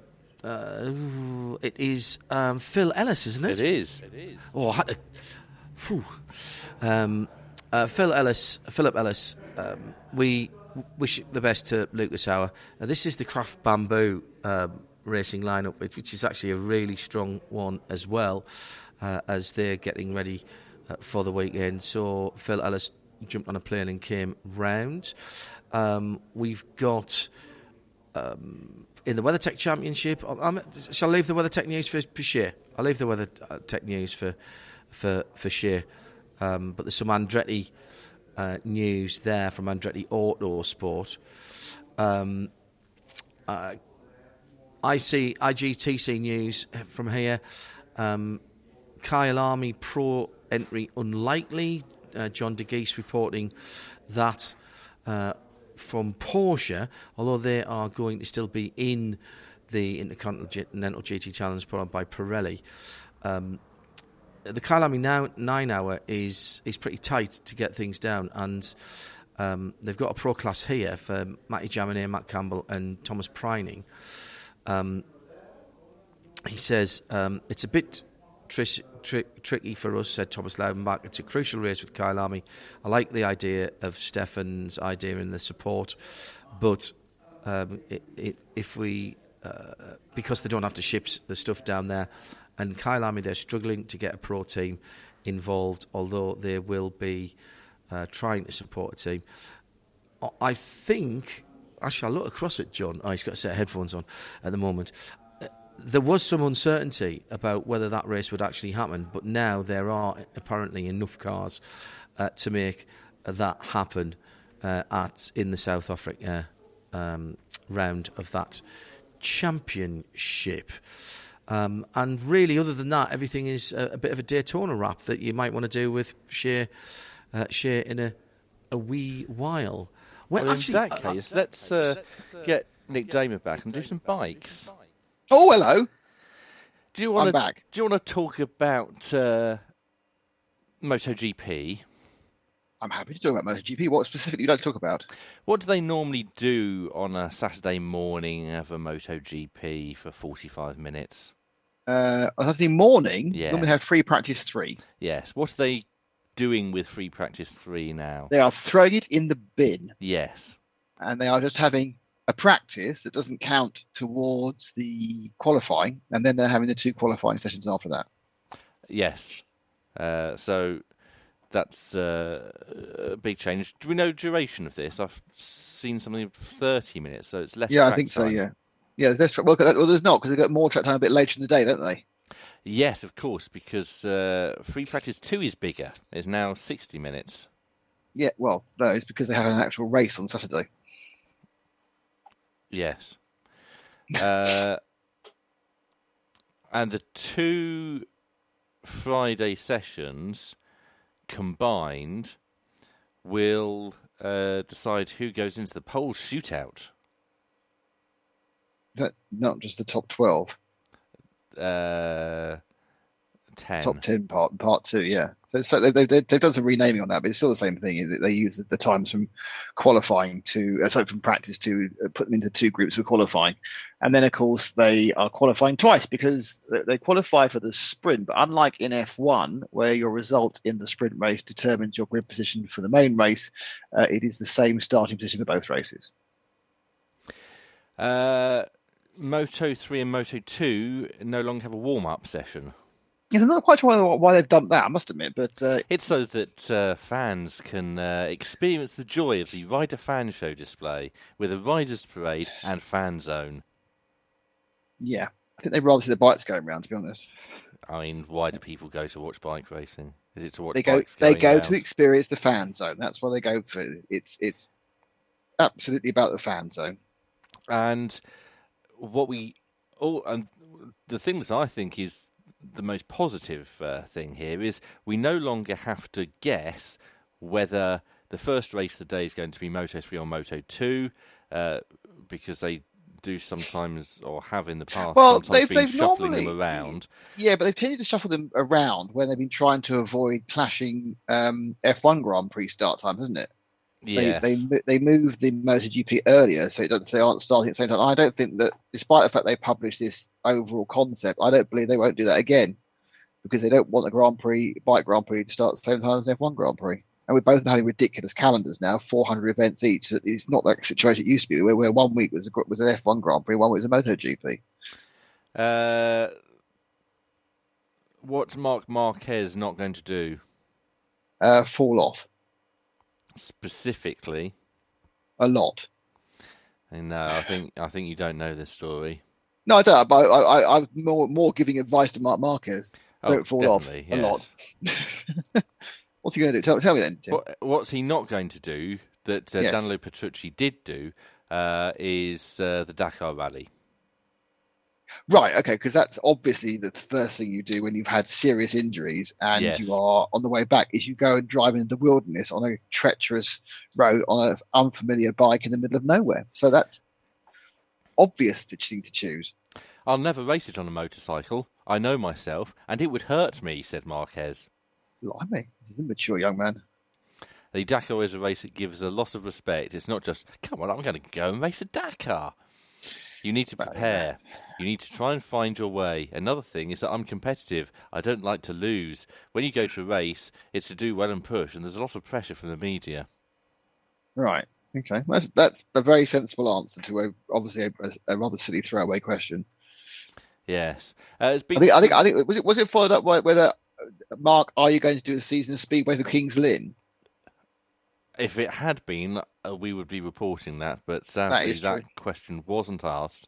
Well, it's a good follow-up question, isn't it, really? I think when we next see Marc Marquez, we should ask him that. And then is he going to join Nitro Circus as well? Because it's all equally silly. There's been some testing going on, hasn't there? Or was that World Superbikes? There's been World Superbike testing. Right. Because Alvaro Bautista fell out with Ana Carrasco. Yes, but he got himself in hot water. He did set a new lap record around Portimao. Yeah, but then he fell out with the former world champion, lady world champion, and managed to get himself in a maelstrom of maelstrom being the correct word because of misogyny. A female strom. A female strom of misogyny, yes. There is a new title sponsor for the British Talent Cup. Is there? Yes, it's R&G. Oh, right, the people who make these. That's quite good because obviously R&G make. Do you know what R&G do? I don't. Tell me. They make protective things that protect the bike when you fall off. So they make crash bungs and gearbox casing covers. So when the bikes go down the road and they back up again very quickly, it's because whilst the fiberglass fairings might get replaced, but all the important bits have been kept off the ground by what's called crash bungs, and R&G make those. Yes, because you can imagine, or I imagine, Talent Cup falling off a lot. And a lot of those fiberglass panels are going to get scratched really easily, aren't they? Yeah, but they're very, very cheap. The fiberglass panels. That's the whole point about it. They're pretty much. What is the class of racing where they have like the thinnest fiberglass panels at full? Is that dirt? One of the dirt classes, the late models, where the body shell is just the thinnest fiberglass, and often flaps about. Well, that's pretty much like what motorcycle fairings are. They're not designed to last any length of time. Well, race fairings, but the important bits are protected by these crash bungs made by companies like RNG. Other companies are available to make crash bungs. So, new lap record set around Portimao by Alvaro Bautista today. Mm-hmm. He wasn't the only one to beat the old lap record today. 4 drivers did in total. Did Johnny Ray do it? Johnny Ray did it, yes. Why? Johnny Ray was second fastest by 9,000ths of a second. Well, Johnny was always a bit of a Portimao specialist, but the problem, obviously, they've got the Kawasaki have got the moment, of course, is I mean, this is nothing against Bautista, who rode particularly well last year, but there's a definite bike advantage last year. So you kind of hope that after a couple of years of deliberately stymieing the Kawasaki's who won the championship, now they haven't won it for 2 years, you kind of hope that they would try and even things back up again with the various rev limits and such like. Can you guess who might have been the other two? Toprak Razgatlioglu. Toprak Razgatlioglu was fourth fastest, and I'll find third. Yeah. I'll go for Scott Redding. Would you? Well, I mean, obviously he's on a BMW, which is a bit of a disadvantage, but I'll go for Scott. Was it Scott? No. Tom Sykes? I can't actually see who it Well, was. it might have been Scott that you don't know, do you? It might have been Scott. I don't think it was, because it says he was lower down. It doesn't. Yeah. Well, Tom Sykes is back on a Kawasaki again, so he might have gone quickly, but it may have been Sam Lowes or who's Andrea Locatelli, who's Toprak's teammate. I can't remember it who. Was Rinaldi. Who is the teammate of Bautista? So there we go. Michael Rinaldi, yeah. The one I didn't mention, obviously, because that's how it goes. I think that is pretty much all we have for you, Nick. Oh, that's super. I'm lovely speaking to you all. Good luck on the Bathurst broadcast, John. I shall be riveted for the first 3 or 4 hours. Then I might go to bed. Don't tell Krause. You can't go to bed, Nick. You absolutely can't go to bed. You have to stay up. You're listening to Midweek Motorsport. It is Series 18, Episode 4. Just coming up to 26 minutes past 8 in the morning here in Bathurst, which means that's 26 minutes past 9 yesterday back in the UK. Tim Gray remains on the line up in London. I think it's 27 minutes past. Not quite yet. 20 seconds to go before it's 27 minutes past. And there's not that much of a delay on the line, obviously. We did start a bit early. What time is it where you are, Shay? Hello, Shay. Hello, Tim. Ah, she is there. Sorry about that. My audio source was perplexing there for a second. I had headphones plugged in and audio coming through the headphones, and yet the audio was also coming through my computer speakers. You're going to tell us some stories that you haven't told us yet about Daytona. Alrighty, well, I can confirm that the results are official. I checked on that this morning, as it is in Australia, and hello to the rest of the world. A day behind, that's all right, you'll catch up eventually.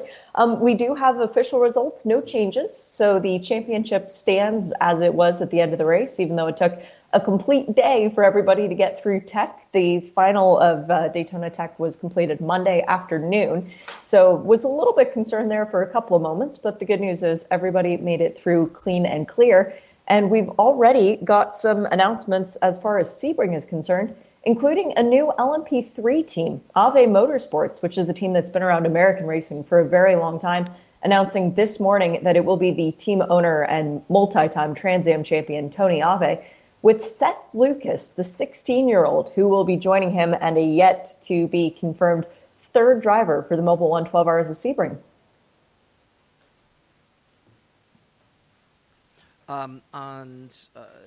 That's sorry, Shay. That whole deal is a very interesting one, isn't it? Because are they going to do the rest of the season now with that? Not from the sounds of it. Seth Lucas, who's a youngster, ran in SRO last year. He ran a handful of races, was very impressive, coached by the Plum brothers, actually. I think it's Hugh, who is his main coach, but I saw Matt on site quite a few times, so both of them taking credit. But he's got a program running with Trenton Estep and MDK Motorsport for the entirety of the SRO season. So he's got a full program ahead. I don't think that he'll be jumping in for the other, 4 LMP3 rounds after Sebring. Okay. The Andretti Autosport team. Now, we've got the distinction here. This is not Windtailor Racing with Andretti Autosport. This is the Andretti Autosport team that has been entering an LMP3 car up until this day. They're on like 36 for Jarrett Andretti and his teammates. They look like they're going to be entering some GTD rounds this year alongside the P3 Endurance Cup effort. And this comes as a direct result of driver ratings, unfortunately. In the LMP3 class, as per the IMSA rulebook, you must have either a silver driver under the age of 30 or a bronze-rated driver. For the Andretti Autosport lineup coming into this year, Jarrett no longer below the age of 30, neither Gabby Chavez, his full season co-driver, who he's staying loyal to, full credit there, is a gold-rated driver. They can't do the short races, just the two of them anymore. Jarrett had put in for a downgrade to bronze. He did not get it, meaning that the team needs to find somewhere else to run in the non-endurance races. If you look at what they did in qualifying at Daytona, where again it has to be a silver under 30 or a bronze-rated driver qualifying the car, they deployed Dakota Dickerson behind the wheel for qualifying, who did a fantastic job, by the way, qualified third, I think it was, against a very competitive field. But it means that they can't continue on what they've been doing for the past couple of years. So they've gone ahead and found a different solution, which is potentially a GT3 car. Rumors are abounding that it is an Aston Martin, which would make sense. They've got a history with that organization, and that car right now, clearly one of the strongest ones in the field after watching the 24 Hours of Daytona. It's a good choice for them. And they've got experience running in, again, SRO, so a different championship with a different rule set. The problem is they're jumping into a very competitive class. So it's going to be a big change for them. Whereas, remember, they won the Motul Petit Le Mans, it was, at the end of the season. They're now going up against, 20 other cars instead of just 6 or 7. It's going to be a big switch. And it's a shark pool, as you absolutely say. In terms of IMSA, a lot of the teams sort of looking back on the 24 hours and going through it. BMW saying that they got a lot of mileage. Porsche obviously didn't quite get as much in the GTP category. And what's the general, obviously we were bugging out, but what was the general feeling from particularly that GTP class when we were packing up ready to leave Daytona, and what have you heard since? The general feeling was a pleasant surprise because the cars were so robust, to put it honestly. There were people in the paddock thinking that all the cars would be parked by hour 3. And the fact that they managed to keep going round and round, all right, we didn't break any records. We didn't go further than we've ever gone before, and we didn't have faster pace than we've ever done before. But we also didn't have nearly as many yellows as we thought we were going to have. True. And the reliability of the car was much stronger than what we'd pessimistically anticipated. And I say we as a whole in the paddock. It's not that I went in there thinking the cars were going to break. I thought they would be fine, because when you talk to some of the people, and I am going to put them on the spot for this one, namely the Action Express crew, they were so quietly optimistic about the fact that the cars would just keep pounding round and round and round that it kind of gave you the sense of, all right, they know something. We should trust in them. So Ian Watt and Chris Mitchum, I give them full credit, because they said, no, most of the cars are going to finish and most of them are going to be on the lead lap. And we were treated to a dogfight at the end of the race.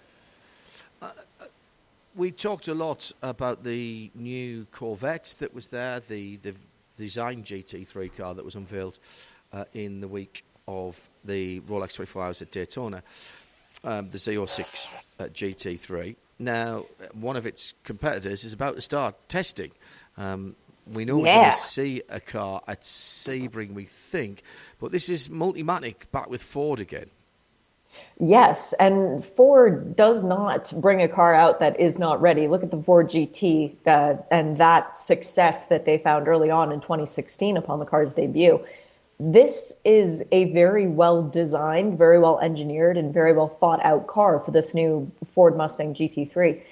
We've seen the pictures of it. We've seen renderings. We've been treated to some drivers who have actually been behind the wheel bragging about it in secret to us, John. But this is something that now is coming into the next phase of a public stage. I'm really excited to see what's going to happen with this, but also with the new GT4 car, because both of them are being tested in synchronicity, aren't they?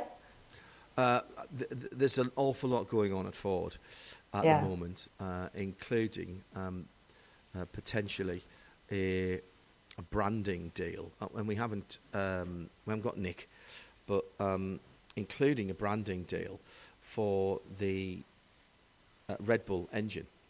And there's a really interesting story about that I need Nick to look into.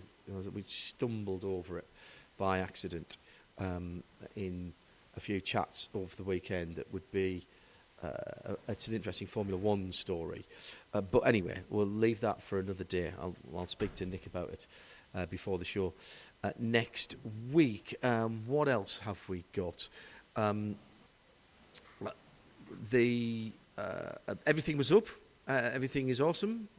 Yep. TV, certainly our radio was. We're just crunching the numbers on the situation. The crowd was incredible at Daytona, wasn't it? It was staggering. I mean, you see the pictures from the grid and how completely packed the pit lane was, and the banking and people just everywhere, except the grass. Do not walk on the grass. That is definitely a big no-no. But trying to maneuver through all the people, it was a real challenge. And Joe and I actually went and picked up our packs about 25 minutes early just so that we could make it to the back of the grid. And even then, we barely made it there before we came up on air, John. It was really shocking. We had Thomas Loudon back from Porsche in the studio, and he was very honest about what was going on about the customer cars.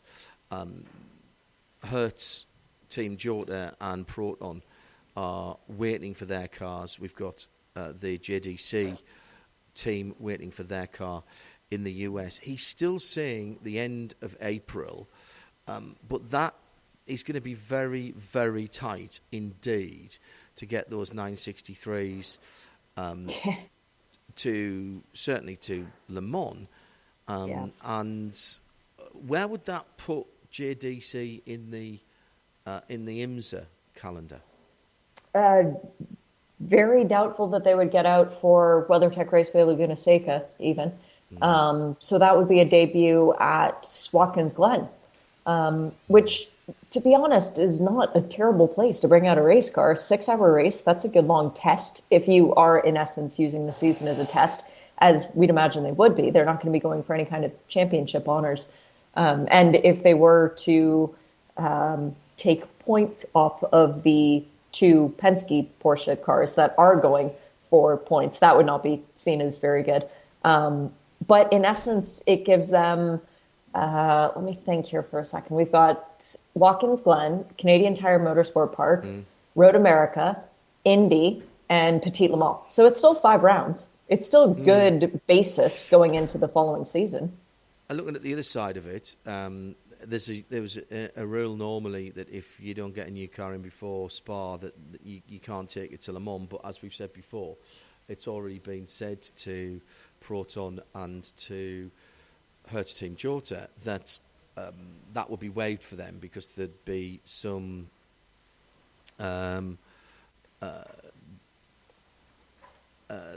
data from the factory cars, so they possibly could get to Le Mans. But I was reading on Sportscast 365, I think before Daytona, that Proton are saying they might, even if they got it, they don't feel they'd have enough time to go testing. They're talking about, I think, 10 days testing. So they might leave gosh. the debut of that car. They want to do 10 days testing, so they might leave the debut of that car until Monza or possibly even later in the series. It is only Porsche who are proposing factory cars. So, I asked that question of Thomas Loudenbach, have you bitten off more than you can chew sort of thing? Is it ambitious? He said, yes, it was ambitious, but he thinks it is doable. So, hey, it might still happen for them. What was your takeaway, Shay, from the Daytona 500? The Daytona 24, you mean? Sorry, the Daytona, yeah. Yeah.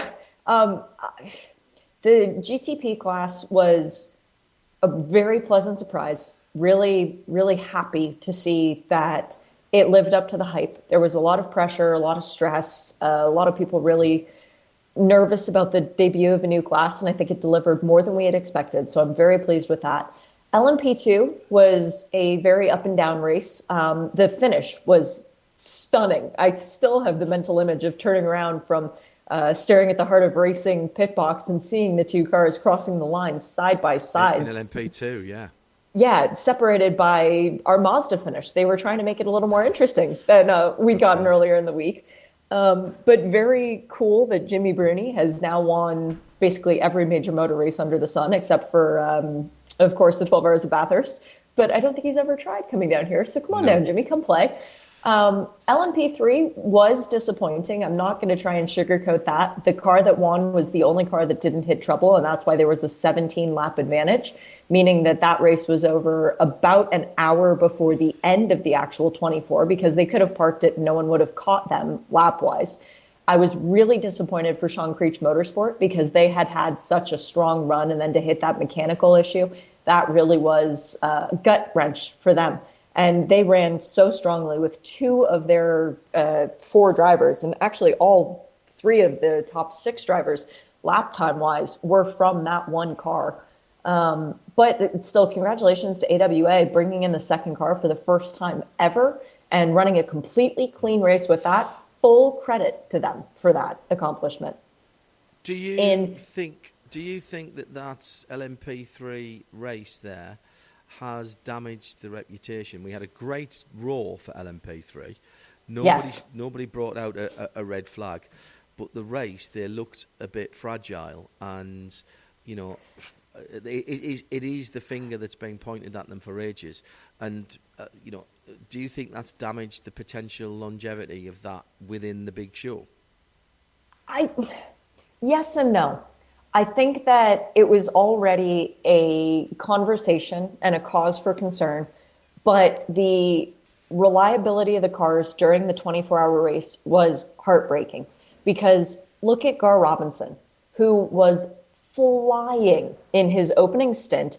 His best lap time, which wound up being 1.1 seconds off the overall fastest lap time, which came during happy hour, keep in mind. So about 12 hours later than he was running around, a lot more rubber down on the track, a lot better track conditions, and a driver that was not a bronze, as Gar is. That engine expiring very early on in the race, I think it was hour 2 or 3. We've got Andretti Autosport with their conflagration after they were having a very strong run as well. It just was one of those races that kept kicking you every time a team was doing well. So damage the reputation, yes, from a mechanical perspective, but from a driving standard perspective, I think that went up in everyone's eyes after such a good roar and Rolex. Yeah, and of course, we have to remind ourselves that for the P2s and the P3s, that wasn't a round of the substantive championship. That was only a round of the endurance championship. Yes, correct. Which means good things for, like Riley, for example. They're coming back looking to try and reclaim the championship, having gotten it 2 years ago, coming in second last year. But for them, they scored base points for every single round of the Michelin Endurance Cup. And they've taken that championship every year for what seems like the last eternity. What else have you got, Shay? I've got lots of information on GT as far as those two classes were concerned, GTD Pro and GTD Regular. When you watched the race, it was easy to see that the Mercedes and the Astons were blindingly fast, and full credit to their drivers. I've gone through and actually crunched the numbers. The average placing class based off of the fast lap time for Mercedes was 12.06. Now, compare that to BMW, for example. Their average was 43.17. Porsche, 64.96. So in terms of pace, there is no denying that the Mercedes was fast. Aston was 13.87. Those two cars were driven to perfection by all of their drivers. You look at drivers like John Potter, for example. He was the 40th quickest driver out of all the drivers in GTD. The best driver in GTD from Porsche in that same class was Julian Andlauer, who was 64th. So comparatively, big swing. If we look at the Ferrari landscape as well, the fastest driver from a Ferrari in GTD was 41st. So again, slower than the lap time that we saw from John Potter. The best from BMW, 43rd, Brian Sellers, 2.3 seconds off the pace. There was a big discrepancy between the cars. I fully expect it to be righted by the time we get to Sebring, because this was a big learning curve. And we had to deal with new cars. We had to adjust for different BOP. Not blaming anyone, not casting fingers, just saying the data actually shows that there was a big discrepancy. I did see some stats for the fastest, for the average lap time for the fastest 200 laps for each of the cars, and the difference between the top of the field in terms of the manufacturers, the top of the field and the bottom of the field, which was Porsche, was 5 seconds on average. That's a big gap. That's a very big gap. Now, what it doesn't take into account is whether that was a GTD or a GTD Pro, and who did those fastest 200 laps. Whether that was a single driver, because it pretty much could have been, or whether it was a selection of the drivers. So that looks big, and it is big, and there clearly was a big discrepancy. I think IMSA are pretty certain that IMSA will make a change before Sebring. The plain fact, as we delved down into, I went and spoke to all the teams, and the plain fact is they've got a brand new car, yes. So what's the difference in the car? It weighs the same. It puts out the same horsepower, pretty much exactly the same horsepower. Now, it does have 200cc more. It's gone from 3.8 from 4 litres to just under 4.2, just over 4 litres actually, to just under 4.2. But that hasn't given them a massive power advantage. It's given them a different delivery of power, and the torque curve is different.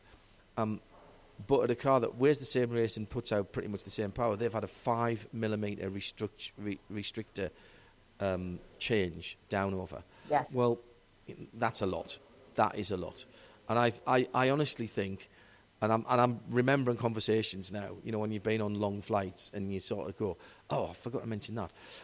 But I am remembering now people that were saying, look, we don't need the 5 back. We don't think we need the 5 back. And we understand that IMSA don't want to give brand new cars a big advantage, but if we'd had 2mm back, or maybe 2.5mm back, that would have made a big difference, and we could have at least felt we were in the competition. I mean, I think it's quite laudable for so many of the Porsche teams to have either kept a dignified silence or said, look, we're going to race with what we've got. Our nose strategy, our BDO nose strategy award went to FAF for the way that they dealt with it from early in the week. They used every single caution that they could to make sure that they were on the lead lap at the end, and they were as high as fourth going into the last hour. They only got caught and passed in the last hour or 45 minutes. So, I mean, it has got to change. There's no doubt about it. And I think it will change, because that's what IMSA does. The Ferrari wasn't there either, to be fair. No. Or the BMW or the Lamborghini. But to your point, John, the FAF car, the drivers were 28th, 29th, and 30th in the GTD Pro class as far as their fast times were concerned. They were all right there, and they were the 3 fastest Porsche drivers. Lawrence Vanthoor, 2.6 seconds off the pace. The Ferrari had the 4 Risi drivers all together as well. they were 1.7 seconds off the pace for the fastest of them. BMW, I mentioned Brian Sellers, 2.3 seconds off the pace. Lamborghini, Mirko Bortolotti was 1.7 seconds off the pace. Compare that Those to drivers the have fastest. never been that far. No, completely. And it's what you're talking about with the BOP and the restrictor. That applies to the Lamborghini as well. This car running the Evo 2 kit, they went from 2 restrictors to a single restrictor because of the way the air flows through the engine now. And the restrictor basically increased in size by 10 millimeters. So you're trying to breathe through an even smaller straw when it's just 1 as opposed to previously being 2. But comparing the fast lap times for the car, Jules Gagnon set the fastest overall GT3 lap time with a 45.5, which stunned the paddock. The fastest time in GTD was Marco Sorensen, but his lap time was actually bettered by Alex Riberas, who was running in the pro class. They were half a second off the pace of the Mercedes. The Corvette, they were 0.8 of a second off the pace. The McLaren, 0.9. Acura, 1.0 seconds off. Lexus, exactly the same. So it really did feel to the drivers on the track, and there were many jokes about how it felt like a video game because there were cars being passed at will by other GT cars, but it felt like and it looked like there were 2 separate GTD classes, not in the way we're used to. No, and that actually was the story, not that a GTD green-plated car beat the red-plated GTD Pros. It's happened before. It happened at Petit Le Mans at the end of last year. There's quite a lot of Twitterage about, oh my God, a GTD AM car has beaten all the pros. Why wasn't this made more of in the NBC broadcast? Well, point of fact is that because the cars are identical. Matter. Yes, the cars are identical. And in our Porsche Keys to the Race, we actually trailed the fact that in the last however many hours, once you've got your 4.5 hour drive time done, it's an all-pro class. And we trailed that at the start of the race. And I think we'll see more of that this season, if I'm honest, yeah. Oh, I completely agree, John. And I think especially even in the shorter races, because look at the way the qualifying has shifted. It's now an open qualifying for anyone in GTD. So you can have a pro driver qualifying, and if they stretch enough of a lead, by the time the non-pro, I'm not going to say but the non-pro driver gets behind the wheel of the car, we could have the GTD car in front of the GTD Pro. And as you said, it happened at Petit. We had the Acura of Gradient Racing on 387 laps complete. There were 5 GTD cars ahead of the first GTD Pro car, which completed 386 laps. So yeah, spot on. We'll leave Daytona in the rearview mirror now. I feel I still want to go back and have a look at some of the bits and pieces, because I think there's some more stories still to come out of that. In fact, I think you've probably got some reminiscences and some interesting facts on Michelin Prototype Challenge, though, haven't you? Michelin Pilot Challenge, yeah. We've had that race, which was won in some fashion by the Fords with the young NASCAR truck boys, Harrison Burton and Zane Smith. And how cool is that, getting to walk into victory lane with them? I really appreciated that. But it means that Spencer Pumpelly and Tom Collingwood are, in effect, leading the championship, 320 points for them. Yes. Third place were the other truck regulars, Ben Rhodes and Haley Deegan. So they are, in essence, out of the championship, not running the full season. That means Christian Simchek and Kenny Murillo, who struggled mightily in the Roar. Remember all their bad luck? They're second in points. And then third in points was another car that we aren't expecting to see all season, Brett Sandberg, Jim Johnson. Remember, we had a good interview with him too. And Tom Long. In fourth, Aurora Strauss, Henry O'Hara, and Michael De Quesada. Again, not another full season effort. So who does that put in third? Anthony McIntosh and Jared Thomas. Wow. In their first cool? season. Yeah. Yes, in their Very first cool. race, they, in essence, will go into Sebring International Raceway as third in the championship. Wow. And they actually, in fairness, considering how much the JTR, Jared Thomas Racing, had to do with the 8 cars in the Idemitsu Mazda MX-5 Championship. Yeah. Jared and the team did a sparkling job. Yeah, listen, I know that it was geared up to do that, but nevertheless, they didn't have a clean week. They had some issues with the car. It's a brand new car to them. And they put a really good... Anthony McIntosh, my goodness, there's a star in the making, isn't he? Because he and Jared more than held their own in the championship, in the race, rather. And Anthony, John, was driving. He's not new to racing. He's in the middle of life, I'll say. He always wears a Red Bull helmet because he's a massive Red Bull fan. Guy from, I think it's Wisconsin is where Anthony's from. He finished the weekend just outside of the top 10 in the Idemitsu Mazda MX-5 Cup Championship. So running in both series, getting all that track time, it only helped him. And as far as the points are concerned, just really quickly, if you'd like, on Mazda, because I did just get those, it's a 100-point gap from first to joint second, which is Jared Thomas and Gresham Wagner. So Tyler Gonzalez, leading the way after, fully expected after the great performance that we saw at Daytona, now has 2 of the 3 former champions chasing him. Wow. That's pretty intimidating. Reconvenes. Yeah, it is. The Mazdas, the Idemitsu MX-5 Cup, are they missing Sebring this year and going straight to St. Pete? St. Pete is 2 weeks before Sebring. Yes. And it's the wrong way around. Yes, they go to St. Pete. I think the next time we see them is WeatherTech Raceway Laguna, I want to say. Oh, really? Okay. I don't know off the top of my head. Yeah, it is.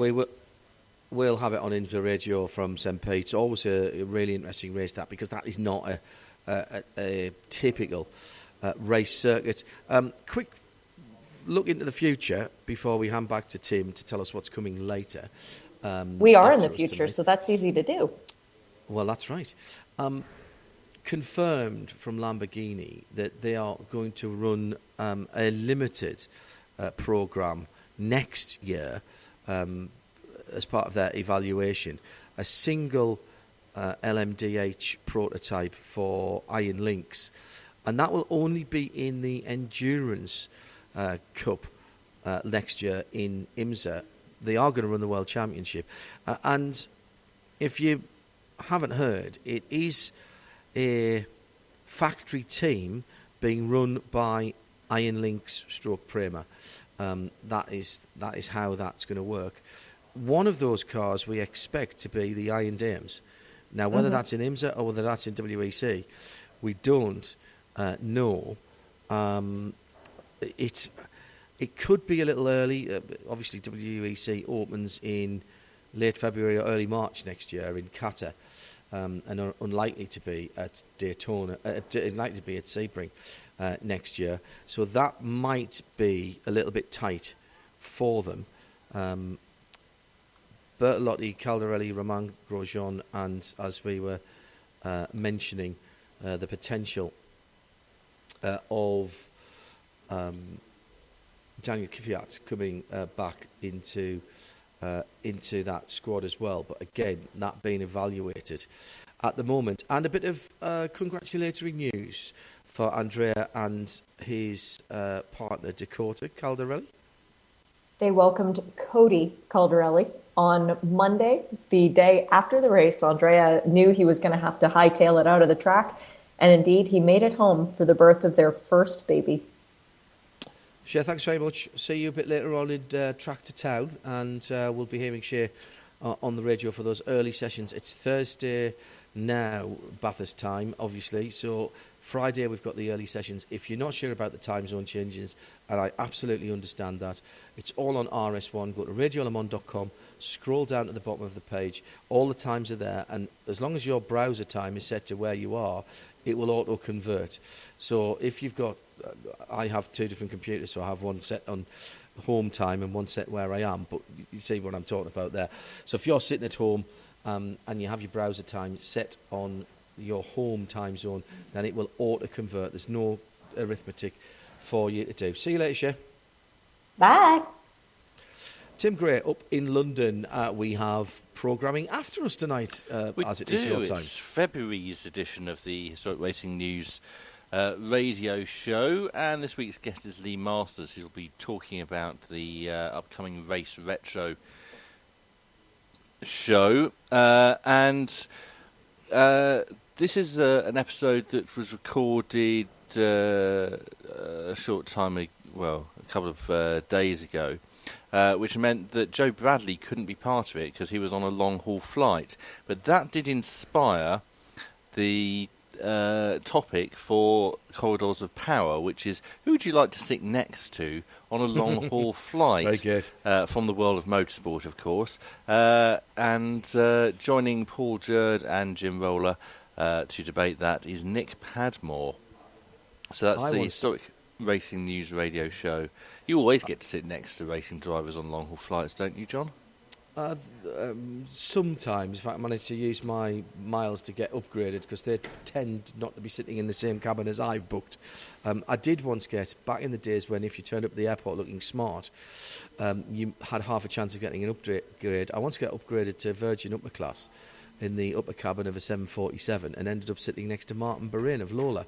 And that's how I first got to meet Martin, and we sat and talked about cars and motorsport for the whole flight over, back from, I guess it would have been Sebring or something like that. And that was because Fiona Miller wanted to trade seats with me because she wanted to have a chat with, I was originally sitting next to Dave Price, and wish Dave Price all the best, actually, because he's not been very well lately. Another time I sat in front of somebody you were talking about earlier.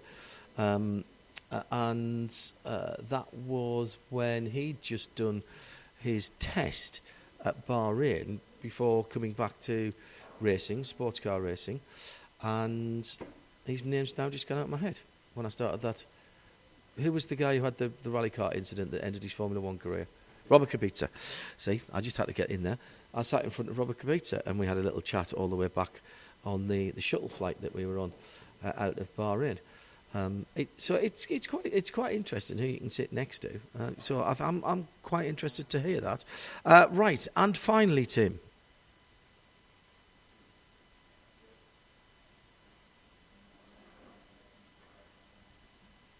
Oh, it's me. It's my fault. I didn't have my microphone open. Have you ever done something, John? Don't do that. Don't do that, Tim.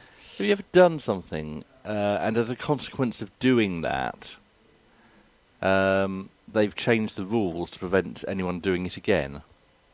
Ooh. I don't think so. But I know what you're going to talk about, but I won't spoil it.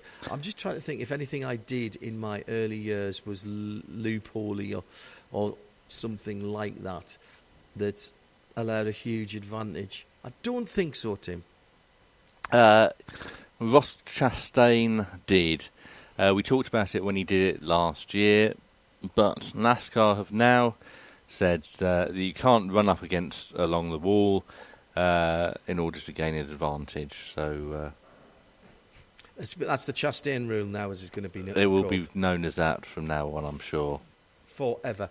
Thank you to all of our guests and contributors. Don't forget our exclusive coverage of the early sessions and full sound and vision coverage from Mount Panorama here at Bathurst this weekend. As you can probably hear behind me, the press room's starting to fill up. The atmosphere is beginning to build.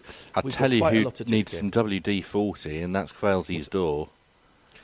Oh, that's the... I can't decide whether that's... I can't decide whether that's the door to our studio or the door to the outside world, actually. If it's the door to the outside world, it's fine, because that will be locked during the race. But if it's our door, that's going to be quite funny. It would still annoy anyone who's trying to work in there, I'm sure. It will do. That all comes up later in the week. Stay tuned for HRN. No time to explain. The llama isn't a llama this week. It's a kangaroo. This program is a Radio Show Limited production. For more, subscribe to Midweek Motorsport wherever you get your podcasts.